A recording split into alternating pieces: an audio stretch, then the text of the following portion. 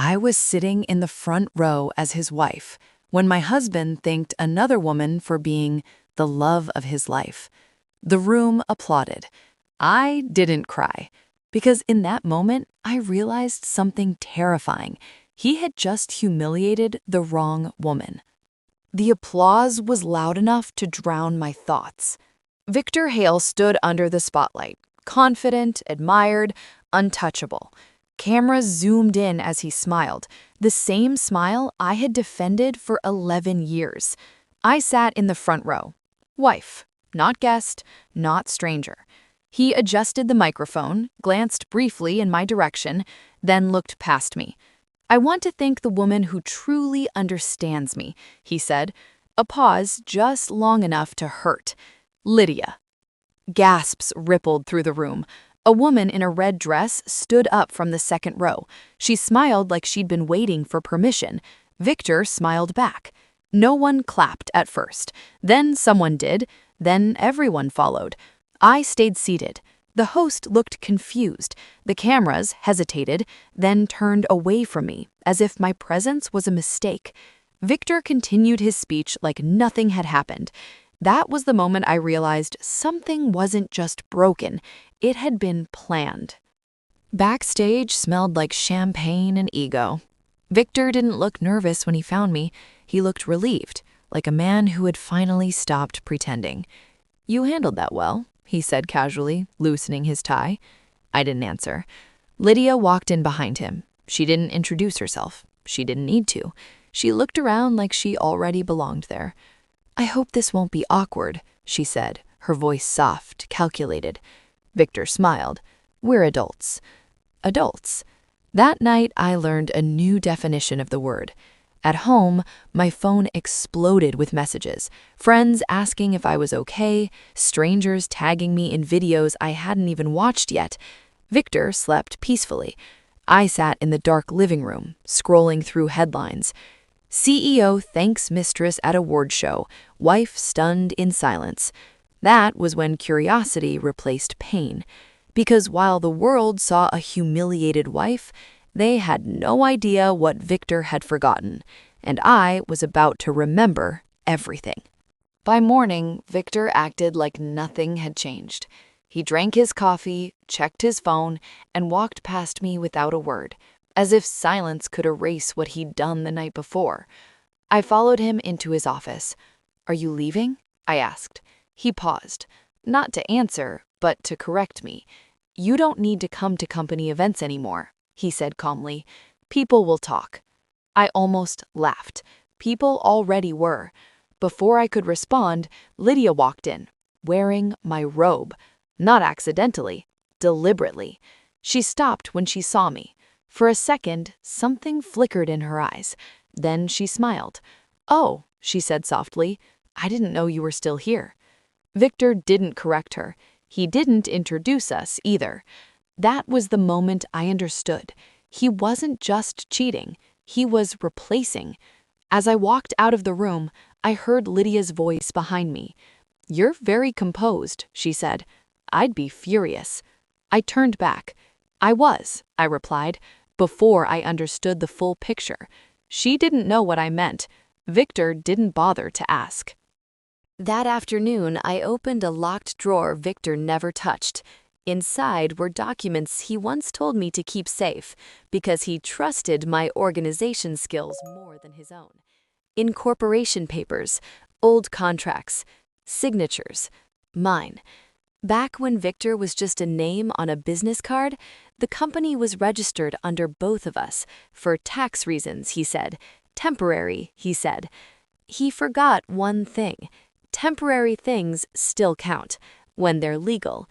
That evening, Lydia hosted a small dinner at the house, my house. She rearranged the furniture, changed the music, sat in my seat. Guests whispered. Some avoided eye contact. Others stared like they were watching something fragile about to crack. Victor raised a glass. "To new beginnings," he said. I raised mine too. Not to him, not to her, but to the quiet realization settling inside me. They thought I was still grieving. They had no idea. I was preparing. Lydia liked being seen. She started showing up to Victor's meetings, uninvited, overdressed, confident in a way that begged for attention. She laughed too loudly, interrupted too often, and spoke about things she didn't understand. At one board lunch, she leaned over and said, "Victor doesn't like details. I handle those for him now." A few people smiled. No one agreed. I watched from the other end of the table, quiet, unnoticed, underestimated. Then Lydia made her mistake. She dismissed a senior partner by name. Wrong name. The room went still. Victor corrected her quickly, but damage doesn't wait for permission. Eyes shifted, notes were taken, respect thinned. After the meeting, one of the board members pulled me aside. "You used to handle compliance, didn't you?" he asked. "Yes," I replied. He nodded slowly. "We may need to talk." That was the first time Victor noticed me again.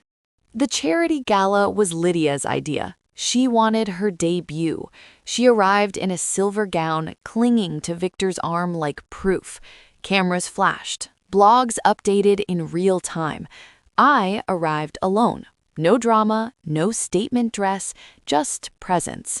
Inside, Lydia spotted me and smiled for the cameras, then leaned close. "You look free," she whispered. "Divorce suits you." I met her eyes. "So does honesty." She frowned. She didn't understand yet. Midway through the night, a donor approached Victor. "We'll need updated signatures before releasing funds," he said, "from all registered owners." Victor froze. "Owner," he corrected. "Singular." The donor checked his tablet. "No," he said politely, "plural." I watched Victor's face lose color for the first time. Lydia laughed nervously. There must be a mistake.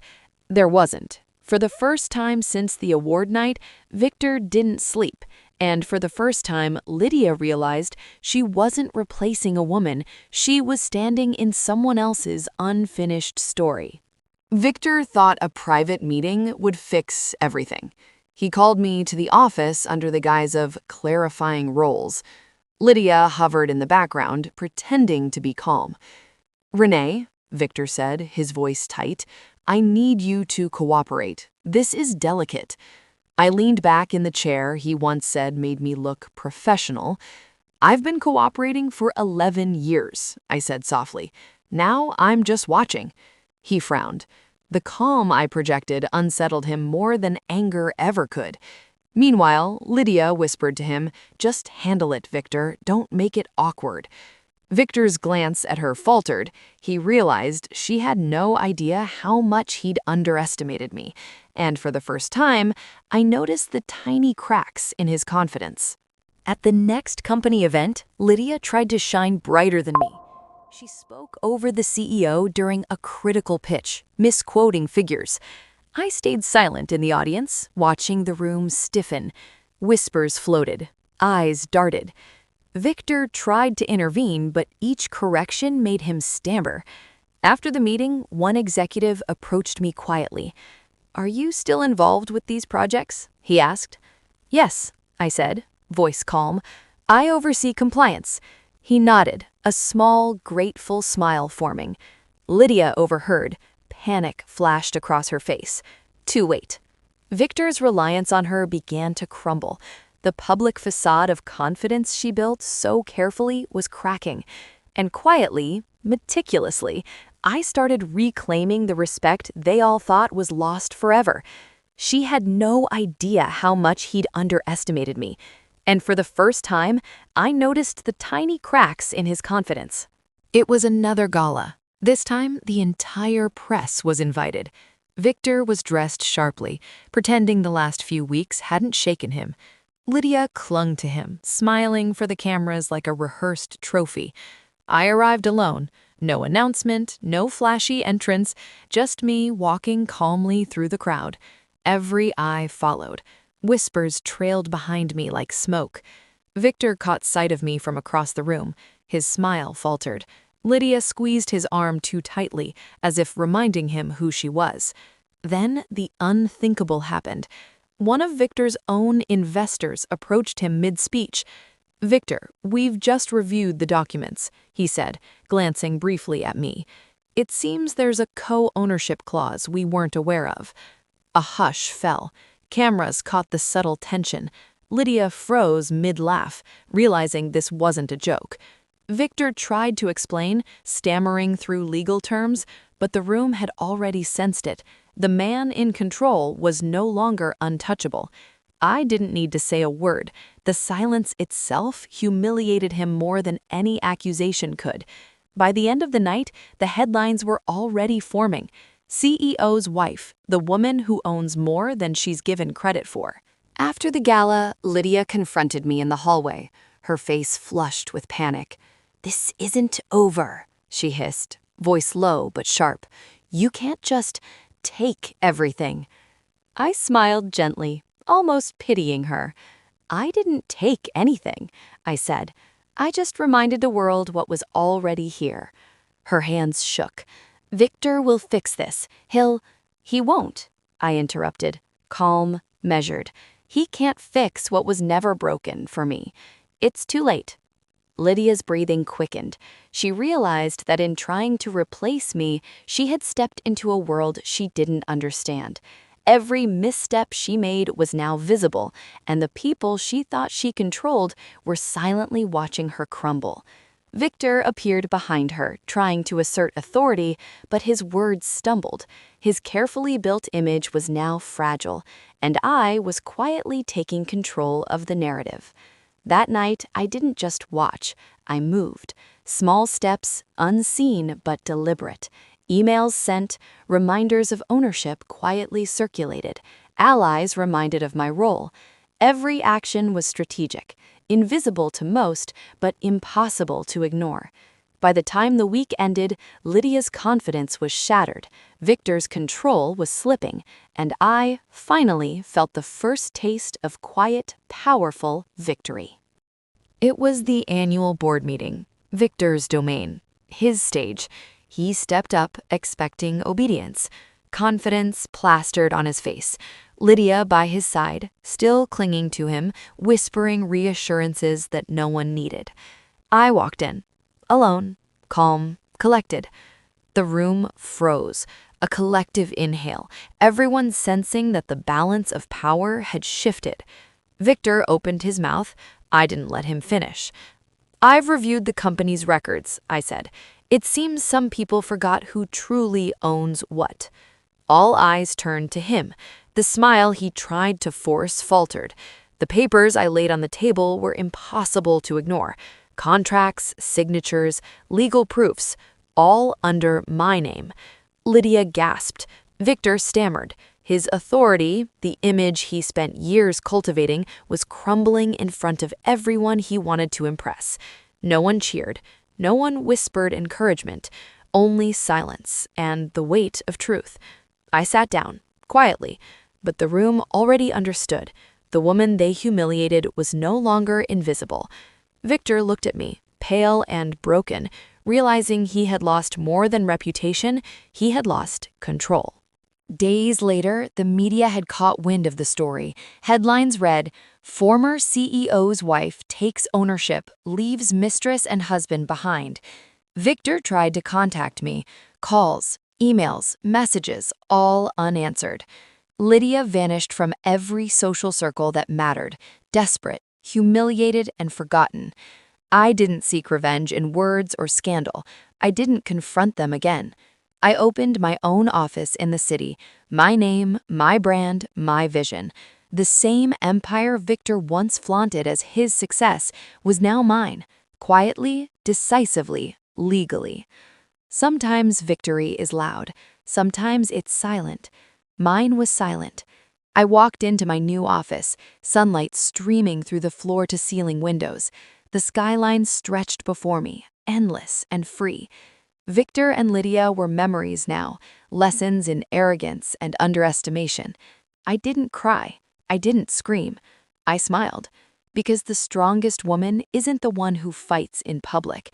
It's the one who reclaims what's hers quietly, while the world watches in awe. Days later, the media had caught wind of the story. Headlines read, "Former CEO's wife takes ownership, leaves mistress and husband behind." Victor tried to contact me. Calls, emails, messages, all unanswered. Lydia vanished from every social circle that mattered, desperate, humiliated, and forgotten. I didn't seek revenge in words or scandal. I didn't confront them again. I opened my own office in the city, my name, my brand, my vision. The same empire Victor once flaunted as his success was now mine, quietly, decisively, legally. Sometimes victory is loud, sometimes it's silent. Mine was silent. I walked into my new office, sunlight streaming through the floor-to-ceiling windows. The skyline stretched before me, endless and free. Victor and Lydia were memories now, lessons in arrogance and underestimation. I didn't cry. I didn't scream. I smiled. Because the strongest woman isn't the one who fights in public. It's the one who reclaims what's hers quietly, while the world watches in awe. Can you imagine being betrayed like this? Comment below what you would do if it happened to you, and don't forget to like and subscribe for the next part of this story.